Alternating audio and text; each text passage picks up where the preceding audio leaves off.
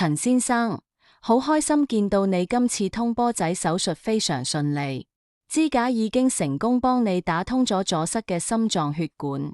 不過，好多病人成日問我，醫生，既然血管通返，我係咪就徹底好返？係啊，醫生，我正想問呢樣嘢，血管都放咗支架，以後係咪就唔會再堵塞啦？呢個概念非常重要，支架就好似幫通往心臟嘅高速公路，修復咗最塞車嘅一段路。但如果我哋唔改變駕駛習慣同路況，亦即係冠心病嘅危險因素，其他血管，甚至係支架入面，未來都仲有機會再塞過。原來係咁，咁到底有咩危險因素會影響我嘅血管呢？根據美國心臟協會同埋歐洲心臟病學會嘅指引，冠心病嘅危險因素主要分兩大類，改唔到嘅同埋控制得到嘅。咩係改唔到嘅？簡單嚟講，即係我哋生落嚟就無法控制嘅背景。第一係年齡，隨住年紀漸大，血管自然會慢慢硬化。第二係性別，男士整體發病風險較高，女士喺停經之後，失去雌激素保護，風險亦會顯著上升。第三係家族基因，如果直系親屬當中有早發性心臟病史，例如男士55歲前，女士65歲前，呢類人嘅血管亦會比較脆弱。聽落基因同年齡，我哋真係無能為力。冇錯，所以我哋嘅重點必須放在完全可以控制嘅危險因素上面。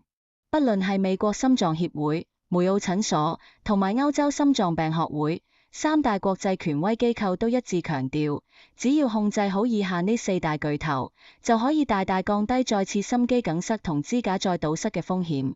第一係高血壓，過高嘅血壓會持續衝擊血管內壁，造成微細傷口，令膽固醇更加容易堆積，所以上壓要控制在130以下，下壓就唔好高過80。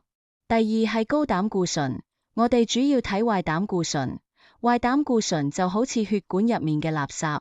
三大指南特別強調，做完通波仔嘅高風險病人，壞膽固醇一定要嚴格降到1.4以下。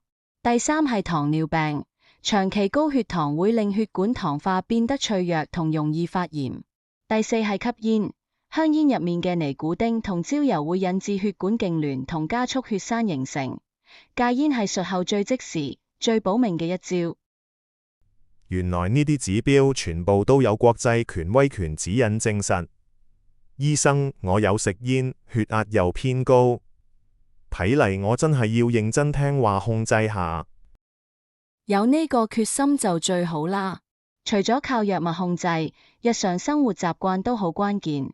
第一係不健康飲食，高鹽、高飽和脂肪同加工食品會加重血管負擔，建議採用地中海飲食，多蔬果、全穀類、深海魚同橄欖油。第二係缺乏運動同肥胖，特別係肚腩、腹部脂肪會釋放發炎物質。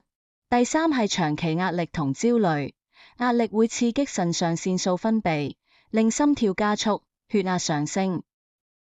原來壓力都會影響心臟血管。係啊，心臟健康係全身性嘅，通波仔只係一個新嘅開始。只要你配合醫療團隊，按時食藥，定期復診，仲有逐步改善呢啲危險因素，你嘅心臟一定可以保持健康運作。唔該晒醫生，我知道接下來應該點做啦。我會好好控制呢啲風險。